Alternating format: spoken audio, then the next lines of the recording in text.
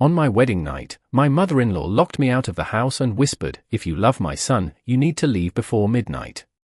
I stood frozen on the front porch of the Whitmore estate with rain soaking through the lace sleeves of my ivory wedding gown while the heavy oak door shut between us with a soft click that somehow felt louder than thunder.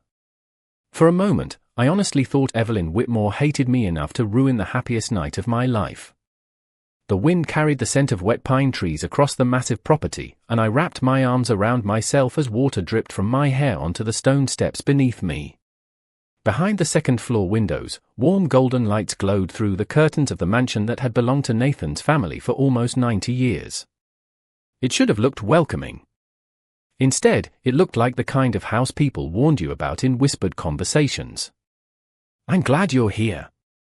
Stay with me until the end, and tell me where you're watching from, because what happened inside that house changed everything I thought I knew about family, marriage, and the woman I almost called a monster." Just 2 hours earlier, I had been dancing beneath crystal chandeliers in the ballroom of the Ashford Country Club while Nathan held my hand like I was the answer to every prayer he'd ever whispered into the dark. At 28 years old, I thought I understood love. Nathan Whitmore was handsome, successful, gentle, and endlessly patient. The kind of man who opened car doors without thinking about it and remembered exactly how much cream I liked in my coffee. When he smiled at me across the altar that afternoon, I felt safe. That was the word I kept returning to all day. Safe. But now, standing alone in the cold October rain less than 5 hours after saying I do, safety felt very far away. I knocked once against the front door. "Evelyn?" My voice shook despite my effort to stay calm. "Please open the door." Silence answered me at first. Then the porch light flickered softly overhead, and through the stained glass panel beside the entrance, I saw Evelyn's shadow move slowly across the marble foyer. "You cannot stay here." "Tonight, Claire," she said through the door, her voice low and strangely unsteady. "Go to town. Find a hotel.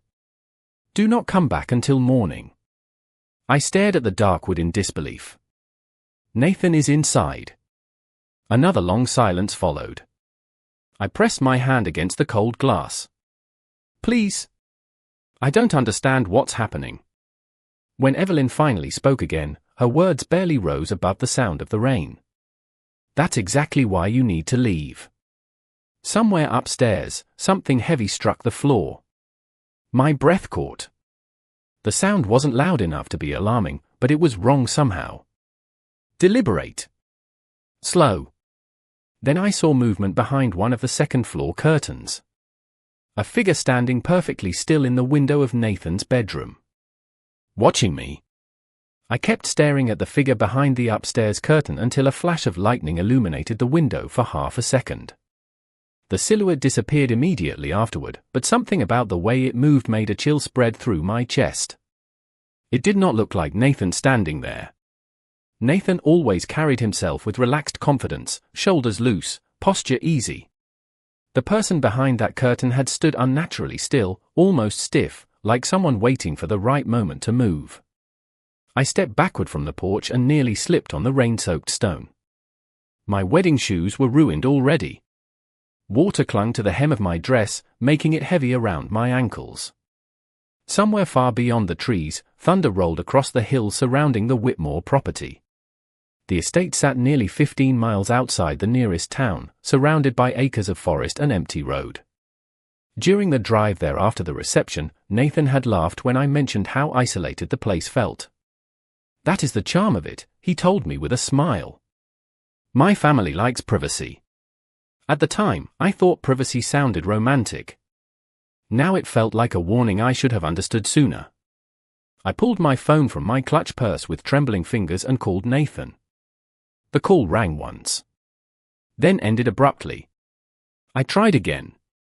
Straight to voicemail. My heartbeat quickened. I glanced toward the second-floor window again, but the curtain remained perfectly still. "Claire." Evelyn's voice startled me from behind the door. Softer now. "Tired somehow. There is a motel about 6 miles west on Route 14. Stay there tonight. Nathan will call you tomorrow." Why will not he answer his phone? I asked.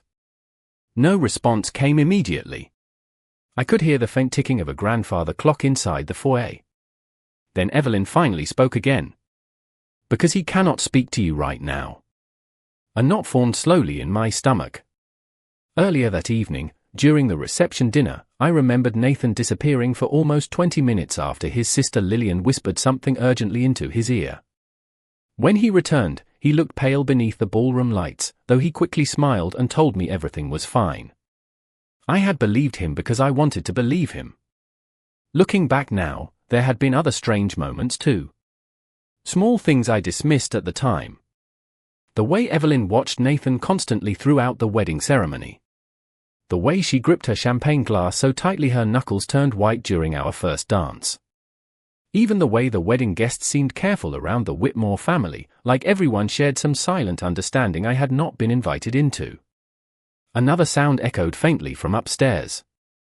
Footsteps this time. Slow. Uneven. I heard Evelyn inhale sharply behind the door. You need to leave now, she whispered.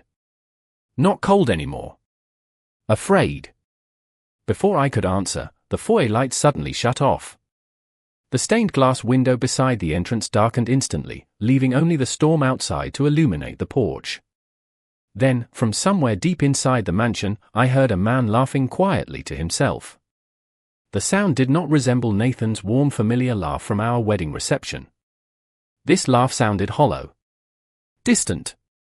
Almost unfamiliar. And then I heard Evelyn say something under her breath that made my blood run cold. Please do not let him see her. I backed away from the front door slowly, my pulse hammering so hard I could feel it in my throat. Rain poured from the dark sky in heavy sheets, turning the long gravel driveway into shining ribbons beneath the estate lights.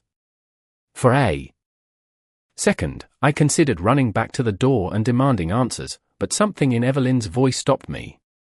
Fear recognizes fear. And beneath her coldness, beneath the sharp commands and locked doors, I had heard genuine fear for the first time that night. I hurried toward my car parked near the circular fountain at the edge of the driveway. My wedding bouquet still rested on the passenger seat where I had left it earlier, white roses already beginning to wilt from the cold. Everything about the evening felt wrong now, like a beautiful photograph slowly burning at the edges. I climbed inside, locked the doors immediately, and tried Nathan's number again. Straight to voicemail. I whispered his name under my breath while staring at the mansion through the rain-covered windshield. Most of the windows were dark now except for a single light glowing faintly on the second floor. The same room where I had seen the figure standing behind the curtain. My hands shook as I started the engine. But before I could put the car into reverse, movement near the front entrance caught my eye. The heavy oak door opened just enough for Evelyn to step outside beneath the covered porch. Even from 50 yards away, I could see how tense she looked. Her silver hair had come loose from the elegant twist she wore at the wedding, and she held one hand tightly against the doorframe like she needed it for support. She scanned the driveway quickly until her eyes found my car. Then she raised one hand sharply toward me. Not waving. Warning me. Leave. Immediately. I frowned, confused, and glanced instinctively toward the upstairs window again. The curtain shifted. My stomach tightened. Someone was standing there once more. Watching the driveway. Watching my car. A sudden crack of thunder shook the valley, and at that exact moment the upstairs light went dark. Evelyn turned quickly toward the inside of the house. I saw panic flash across her face for one terrifying second before she disappeared back into the mansion and slammed the door shut behind her. Then every light inside the estate went out completely. I sat frozen in the driver's seat listening to the rain strike the roof of my car. While my thoughts spiraled in every direction. None of this made sense. Nathan had kissed me less than 3 hours earlier beneath hundreds of glowing candles while guests applauded around us. He had smiled against my forehead and whispered that marrying me was the best decision of his life. Men who say things like that do not vanish on their wedding night while their mothers lock their brides outside in the rain. Unless the mother knows something the bride does not. My chest tightened at the thought.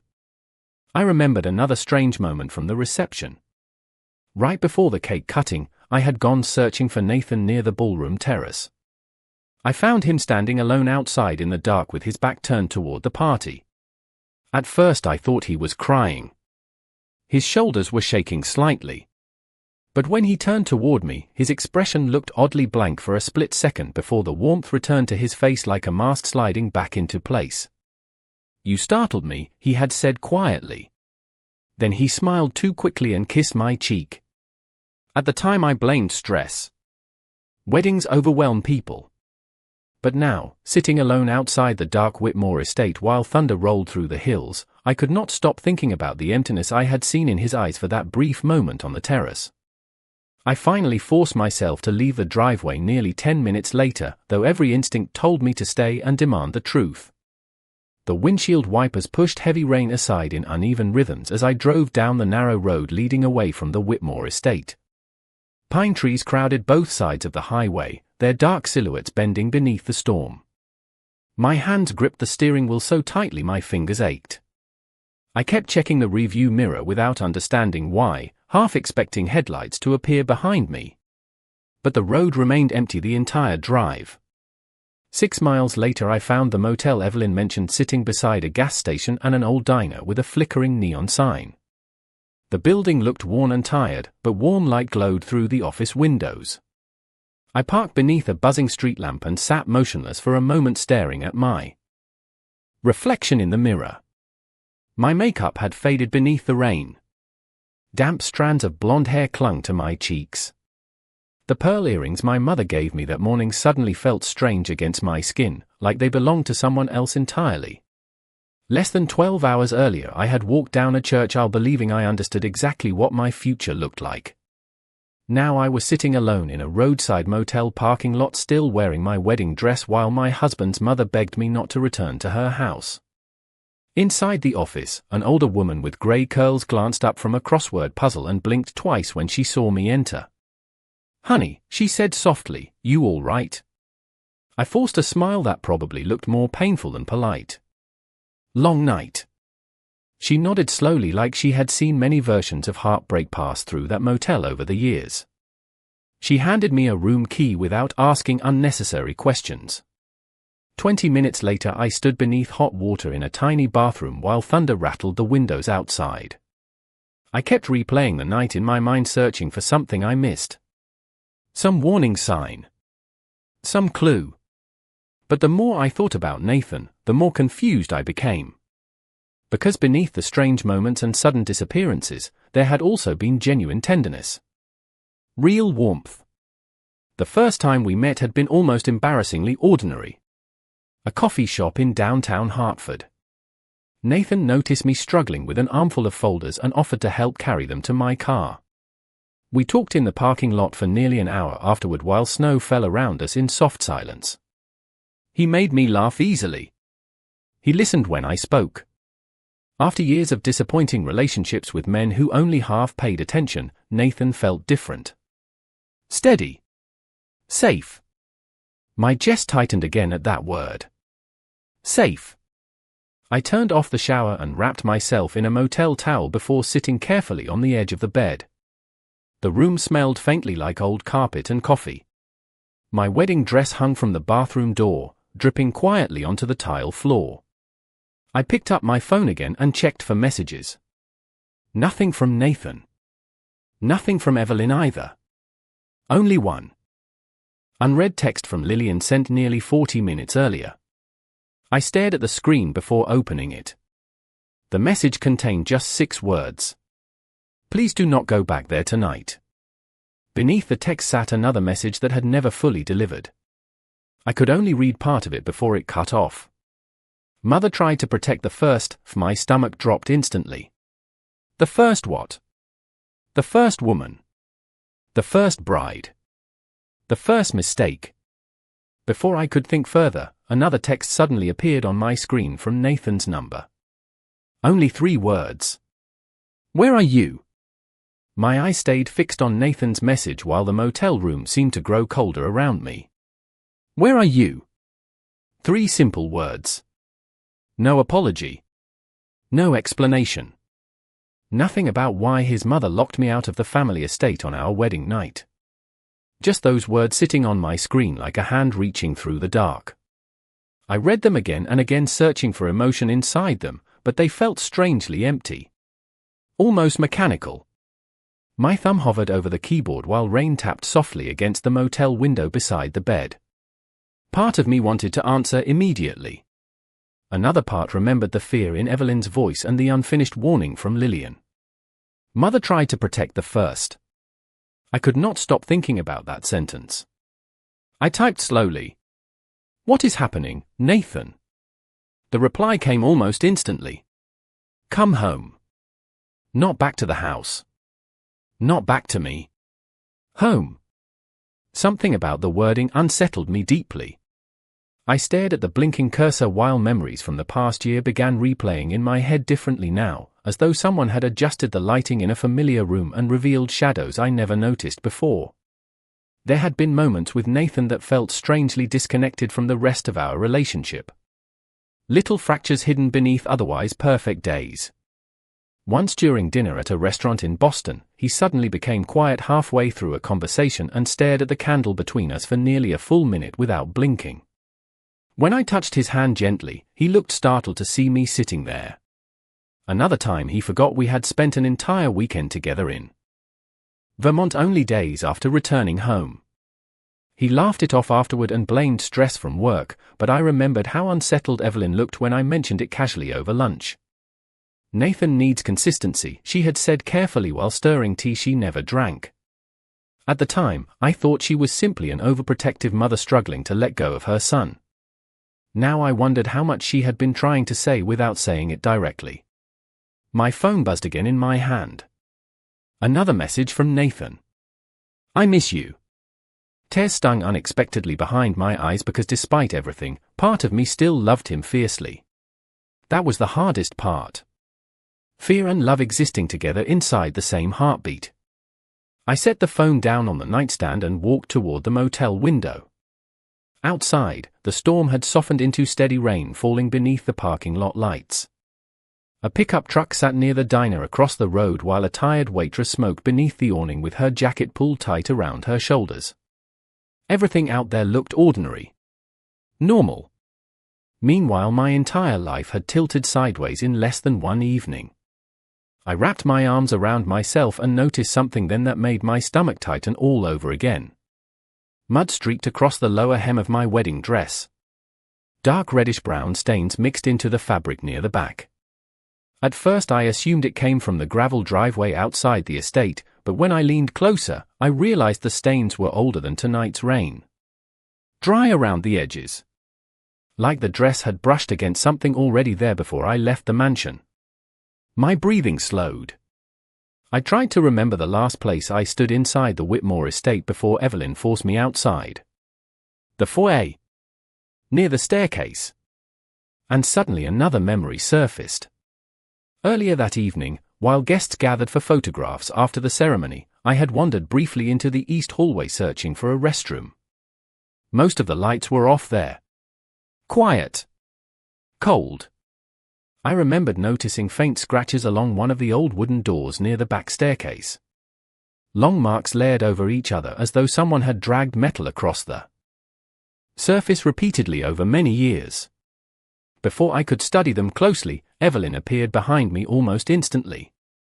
That part of the house is closed, she told me sharply. Then she guided me away so quickly I barely had time to apologize. My phone buzzed a third time. This time the message came from an unknown number. If Nathan asks where you are, do not tell him. I stared at the unknown message while a pressure slowly built behind my ribs. The motel room suddenly felt too quiet. Too small. I checked the lock on the door twice before pulling the curtains shut completely. My reflection flickered faintly in the dark window glass, pale and exhausted beneath the yellow motel lights. Somewhere outside, tires hissed across wet pavement as a car passed along the highway. Everything ordinary sounded dangerous now. I picked up the phone again and typed carefully. Who is this? Several seconds passed before the reply appeared. Lillian. Relief mixed strangely with dread. Nathan's sister had barely spoken during the wedding reception, but now I understood why she looked so nervous all evening. I sat down slowly on the edge of the bed. What is happening? The typing bubble appeared. Disappeared. Returned again. Finally her answer came through in fragments, as though she was choosing every word carefully. Nathan has episodes sometimes. Mother manages them. Tonight became worse after the wedding. I swallowed hard while reading the message again. Episodes. Such a small word for something that had already turned my entire life upside down. Why did nobody tell me? Another long pause followed. Then one sentence appeared that made my chest ache unexpectedly. Because he truly loves you. I closed my eyes briefly. That almost hurt more than fear itself. If Nathan loved me, then everyone around him had spent months building a future on top of secrets they never trusted me enough to share. I remembered Evelyn's expression during the rehearsal dinner the night before the wedding. While guests laughed over champagne and candlelight, she barely touched her food. At one point she pulled me aside near the terrace doors while Nathan spoke with relatives across the room. Marriage means inheriting family burdens too, she said quietly. Not just family traditions. At the time, I smiled politely and assumed she meant financial expectations or social obligations. Now those words sounded entirely different. My phone vibrated again. This time the message came from Nathan directly. Please answer me. I stared at the screen while my heartbeat quickened. Then another message arrived before I could decide what to do. I had another blackout. My breath caught instantly. Blackout. The same strange emptiness I noticed in him before. The missing memories. The moments where his expression seemed to disappear behind his eyes. I typed slowly. Nathan, are you safe? The response came almost immediately. Mother locked me upstairs. I frowned in confusion. Upstairs. My mind returned to the figure standing motionless behind the curtain earlier that night. Nathan had not been wandering freely through the house. Evelyn had been containing him somehow. The realization unsettled me deeply because it transformed the entire evening into something far more frightening than cruelty. My mother-in-law had not locked me out to punish me. She had locked someone else in. I stood up and paced slowly across the motel room while memories continued rearranging themselves inside my head. Nathan refusing alcohol at the reception despite pressure from guests. Lillian quietly checking on him throughout the night. Evelyn watching every movement her son made like someone monitoring unstable weather. Even the seating arrangement at dinner suddenly seemed intentional. Nathan positioned between me and the exit doors. My stomach tightened painfully. Another message appeared from Lillian. There was another woman years ago. She left after one night. Mother protected her too. I stopped pacing immediately. What happened to her? The typing bubble appeared for several seconds. Then vanished entirely. No answer came. At the exact same moment, someone knocked softly on my motel room door. 3 slow knocks. I froze where I stood. Then Nathan's voice came quietly through the other side. Claire. Please let me in. Every muscle in my body locked instantly at the sound of Nathan's voice outside the motel room door. For one impossible second, I could not even breathe. My eyes moved slowly toward the window beside the bed where rain still streamed down the glass in silver lines beneath the parking lot lights. How had he found me so quickly? I had not told anyone the motel name. I took a careful step backward while gripping my phone tightly in one hand. Claire, Nathan said again through the door, softer this time. Please. Just talk to me. His voice sounded tired. Normal even. That frightened me more than shouting would have. Because somewhere deep down, I still wanted to open the door. I still wanted this nightmare to end with a misunderstanding instead of the terrible feeling growing heavier inside my chest. Another gentle knock echoed through the room. I know you are scared, he continued quietly. But I would never hurt you. The words should have comforted me. Instead, I remembered Evelyn whispering through the locked front door hours earlier. Please do not let him see her. I swallowed hard and forced myself closer to the door without unlocking it. How did you find me? Silence lingered for several seconds. Then Nathan answered carefully. Your car has a family security tracker. Mother installed them years ago. Something about that explanation felt rehearsed. I pressed my forehead briefly against the cold wall beside the door, trying to steady my thoughts. Nathan, I whispered, what happened tonight? Another long pause followed. When he finally spoke again, his voice sounded strained. I do not remember everything. My stomach tightened painfully because I believed him. That was the hardest part. Nothing about Nathan sounded cruel or threatening.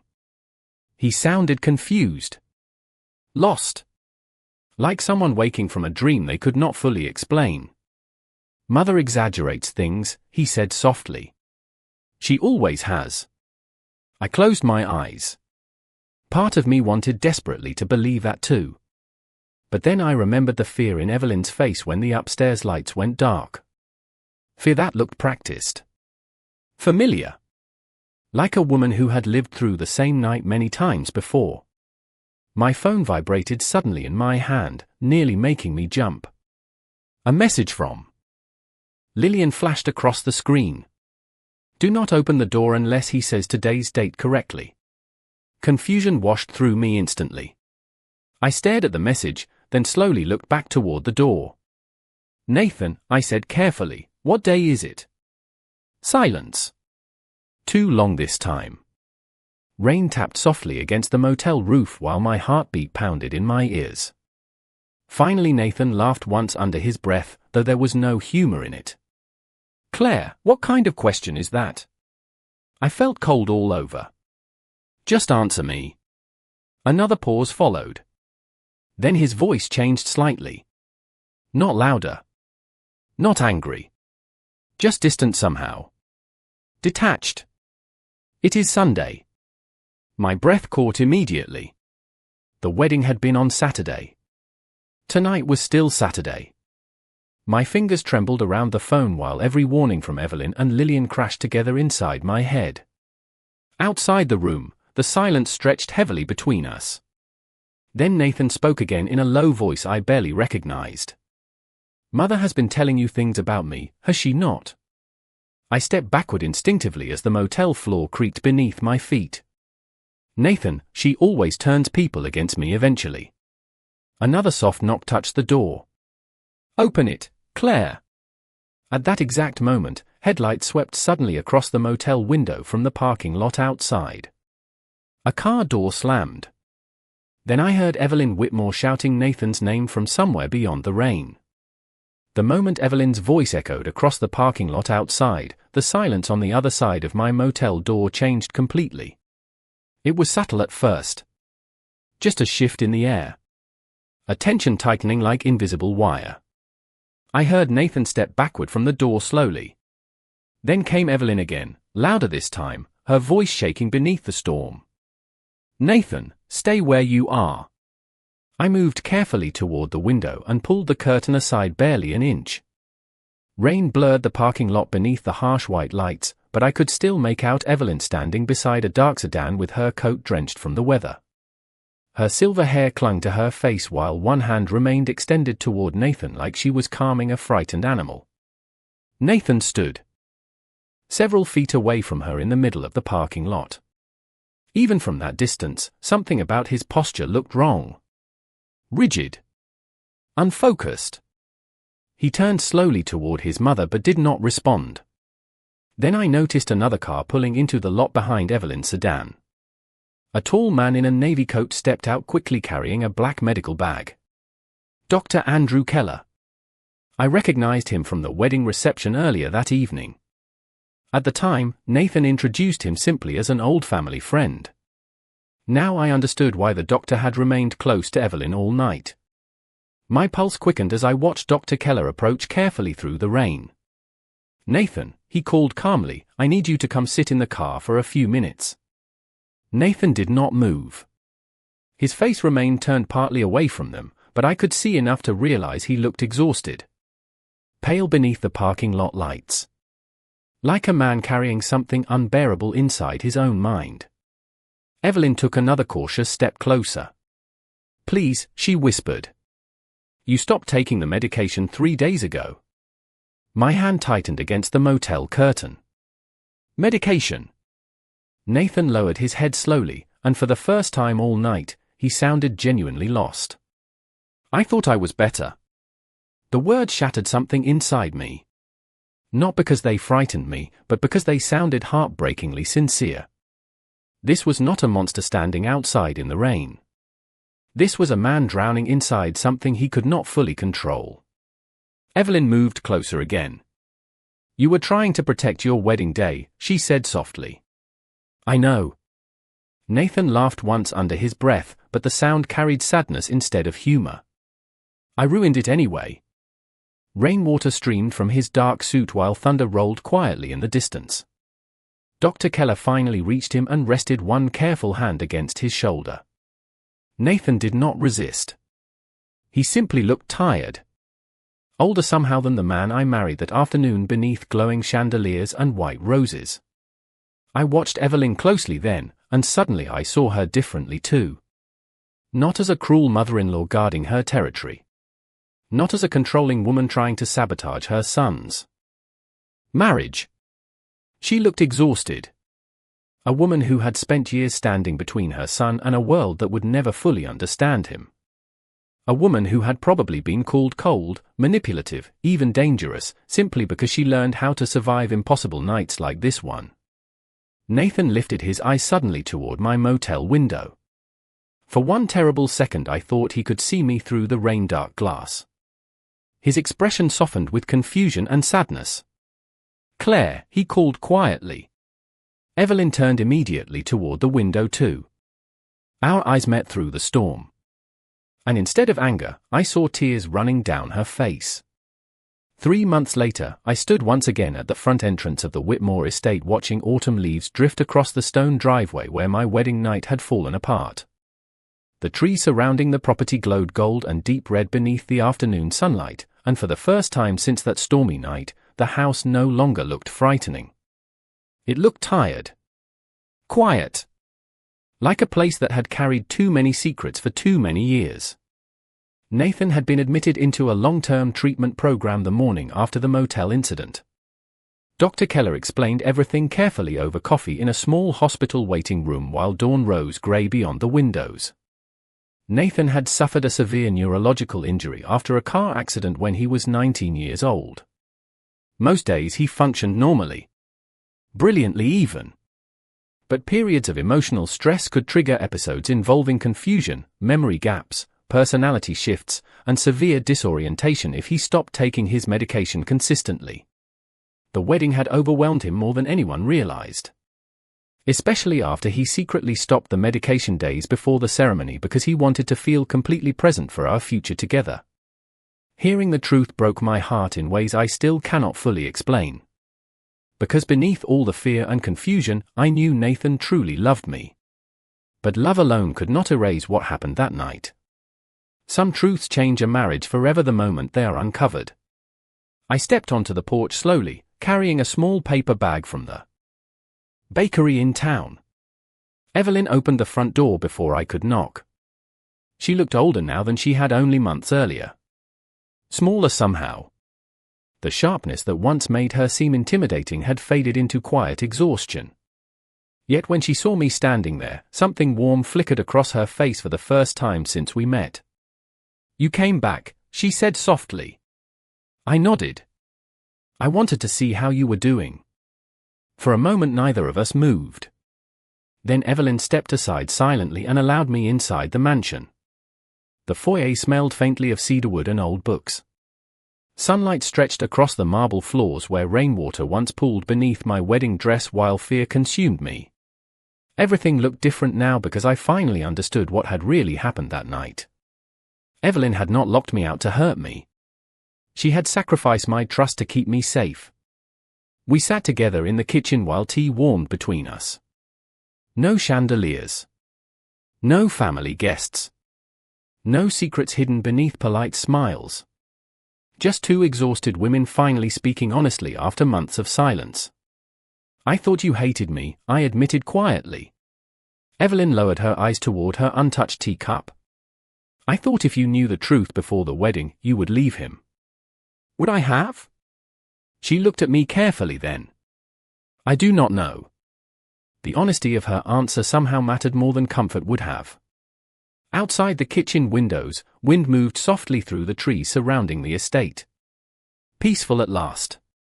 Evelyn's hands trembled slightly as she folded them together on the table. The first girl left before sunrise, she whispered. You are the first one who came back. Something tightened painfully in my chest. I reached across the table without thinking and rested my hand gently over hers. Evelyn looked startled for a moment before her eyes filled quietly with tears. Then, in a voice barely above a whisper, the woman I once feared more than anyone finally said the words I never expected to hear. Thank you for seeing me clearly, Claire.